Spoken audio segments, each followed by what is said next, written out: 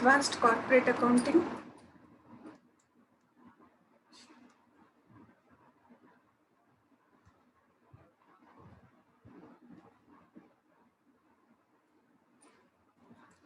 Session 53. In the previous session, we discussed up to Accounting Standard 5. It is net profit or loss for the period prior items, and change in the accounting policies. Now, Accounting Standard 6, Depreciation Accounting. Depreciation is an accounting arrangement for replacement of asset. It is nothing but this is meant for the depreciable assets, and depreciable assets are those which are expected to be used for more than one accounting period, have a limited life, are held for the use in production of goods and services, but for sale in the ordinary course of business. However, Accounting Standard 6 is not applicable for the following: forests and plantation, wasting assets, minerals, natural gas, expenditure on research development, goodwill, livestock like cattle, etc.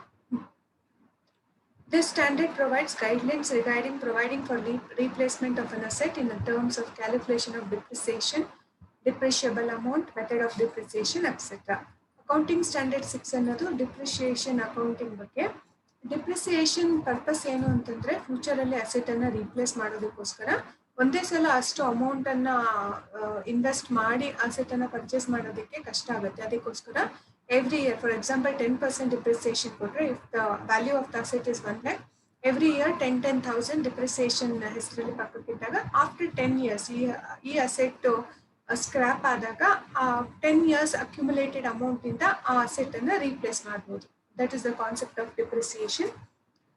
Depreciation ಅಸೆಟ್ಗೆ ಇರಬೇಕು ಅಂತಂದ್ರೆ ಆ asset ಒಂದು ಇಯರ್ಗಿಂತ ಜಾಸ್ತಿ use ಮಾಡುವಂಥ asset ಆಗಿರಬೇಕು, ಮತ್ತೆ ಅದ್ರ ಲೈಫ್ ಲಿಮಿಟೆಡ್ ಲೈಫ್ ಆಗಿರಬೇಕು, ಮತ್ತೆ ಅದು ಪ್ರೊಡಕ್ಷನ್ ಅಲ್ಲಿ ಯೂಸ್ ಆಗಿರುವಂಥದ್ದೇ ಆಗಿರಬೇಕು. ಯಾವುದಕ್ಕೆ ಅನ್ವಯಿಸಲ್ಲ ಅಂತಂದ್ರೆ forest, plantation, wasting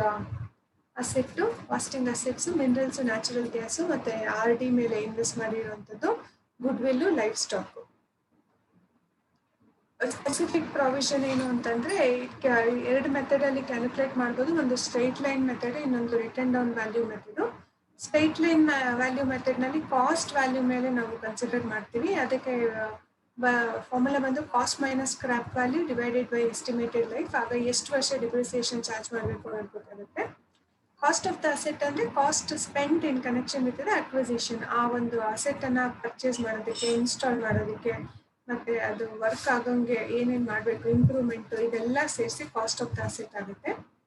next estimated life ಬಂದು period over which they are expected to be used. ಎಷ್ಟು ವರ್ಷ ಅದನ್ನು ಬಳಸ್ತೀವಿ ಅಂತ ಅನ್ಕೋತೀವೋ ಅದು usually the life of the asset ಆಗಿರುತ್ತೆ. ಫಿಸಿಕಲ್ ಲೈಫ್ಗಿಂತ ಯೂಸ್ಫುಲ್ ಲೈಫ್ ಕಡಿಮೆ ಇರುತ್ತೆ. ಮತ್ತೆ ಸ್ಕ್ರಾಪ್ ವ್ಯಾಲ್ಯೂ ಅಂತಂದ್ರೆ ಆಫ್ಟರ್ ದ ಯೂಸೇಜ್, ಅದು ಲಾಸ್ಟಲ್ಲಿ ಉಳಿದಾಗ ಅದಕ್ಕೆ ಎಷ್ಟು ವ್ಯಾಲ್ಯೂಯೇಷನ್ ಸಿಗುತ್ತೆ, ಅದು ಸ್ಕ್ರಾಪ್ ಫೈನಲಿ ಅದನ್ನ ಸೇಲ್ ಮಾಡಿದಾಗ ಅಂತ. ರಿಟರ್ನ್ ಡೌನ್ ವ್ಯಾಲ್ಯೂನಲ್ಲಿ ನಾವು ಡಿಪ್ರಿಸಿಯೇಷನ್ ಅನ್ನ ರೆಡ್ಯೂಸ್ಡ್ ಬ್ಯಾಲೆನ್ಸ್ ಮೆಥಡ್ ನಲ್ಲಿ ಮಾಡ್ತೀವಿ. ಪ್ರತಿ ವರ್ಷ ಅದ್ರ ವ್ಯಾಲ್ಯೂ ಕಡಿಮೆ ಆದಂಗೆಲ್ಲ ಡಿಪ್ರಿಸಿಯೇಷನ್ ಕೂಡ ರೆಡ್ಯೂಸ್ಡ್ ವ್ಯಾಲ್ಯೂ ಮೇಲೆ ಕ್ಯಾಲ್ಕುಲೇಟ್ ಮಾಡ್ತೀವಿ.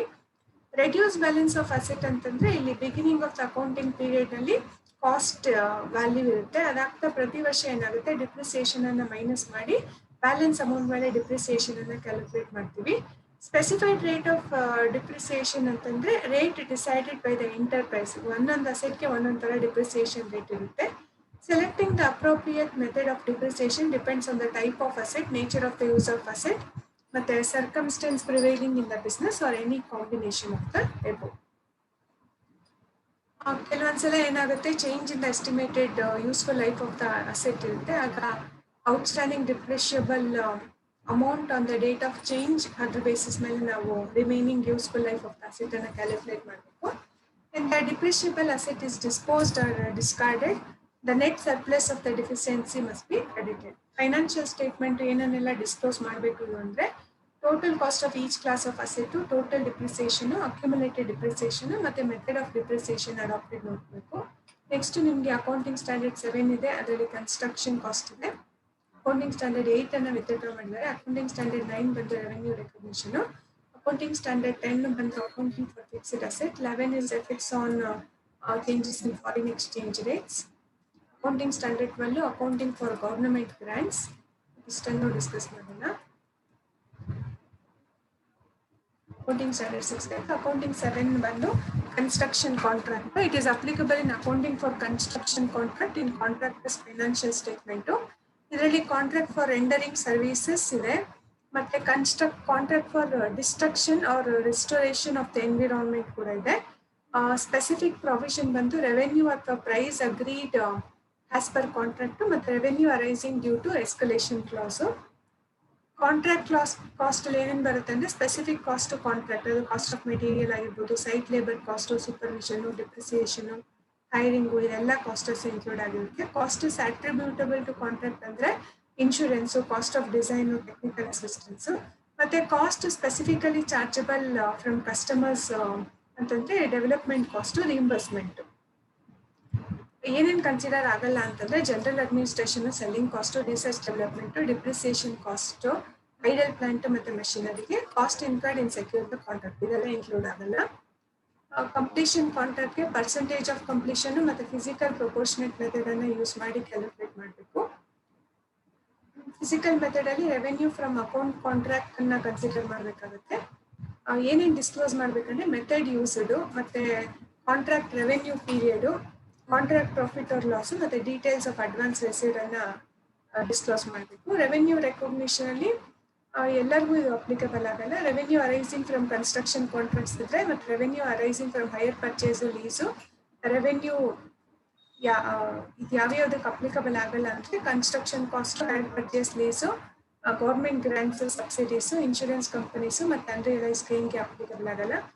ಸ್ಪೆಸಿಫಿಕ್ ಪ್ರಾವಿಷನ್ ಇದ್ರೆ revenue from sale of goods recognise ಮಾಡಬೇಕು. ಅದರಲ್ಲಿ seller transfer the ownership of goods, ಮತ್ತೆ seller does not retain any effective control of ownership.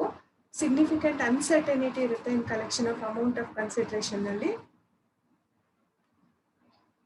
Next accounting standard 10 accounting for fixed assets held with the intention of being used for the purpose of producing or providing good or service. ಇದರಲ್ಲಿ ಯಾವ್ಯಾವುದು applicable ಆಗಲ್ಲ ಅಂದ್ರೆ forest, plantation, ಮತ್ತೆ wasting assets, expenditure on real estate development, life stock. Effects on changes in foreign exchange rates ಅಂತಂದ್ರೆ ಇದರಲ್ಲಿ ನಾವು accounting transaction foreign ಕರೆನ್ಸಿಯಲ್ಲಿ ಆಗಿರ್ಬೇಕು, ಟ್ರಾನ್ಸ್ಲೇಷನ್ ಆಫ್ ಫೈನಾನ್ಷಿಯಲ್ ಸ್ಟೇಟ್ಮೆಂಟ್, ಮತ್ತೆ accounting of forward exchange contracts.